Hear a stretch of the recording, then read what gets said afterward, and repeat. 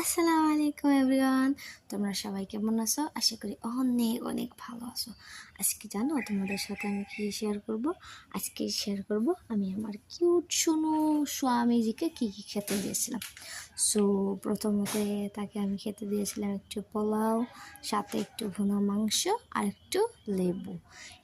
সেই লেবু দিয়ে ভুনা মাংস দিয়ে এত মজা করে খেয়েছিল। আমার তো দেখে একদম মুখে জল এসে গিয়েছিল। আমি তার সামনে বসে বসে আমি তার মুখ দিকে অবাক হয়ে তাকিয়ে তাকিয়ে তার খাওয়া দেখছিলাম। তারপরে আমি দেখতে দেখতে দেখলাম সে সমস্ত পোলাও খেয়ে একদম শেষ করে ফেললো। আমার যে কি ভালো লাগলো জানো। আসলেতে তুমি যে বস্তু বানাবে সে যদি সেটা অনেক মজা করে খায় অনেক ভালো লাগে।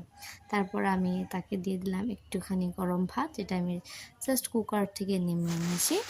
সো তারপরে দিয়ে দিলাম তাকে আমি একটু পোরকল ভাজা, যেটা আমি সিম্পলি তেলে ভেজে নিয়েছি। তারপরে একটু দিয়ে দিলাম ভেন্ডি ভাজা, আরও তারপরে দিয়ে দিলাম আমি আমার জাংলা থেকে আনা একদম টাটকা টাটকা কুমড়োর দুটো চাক ভাজা।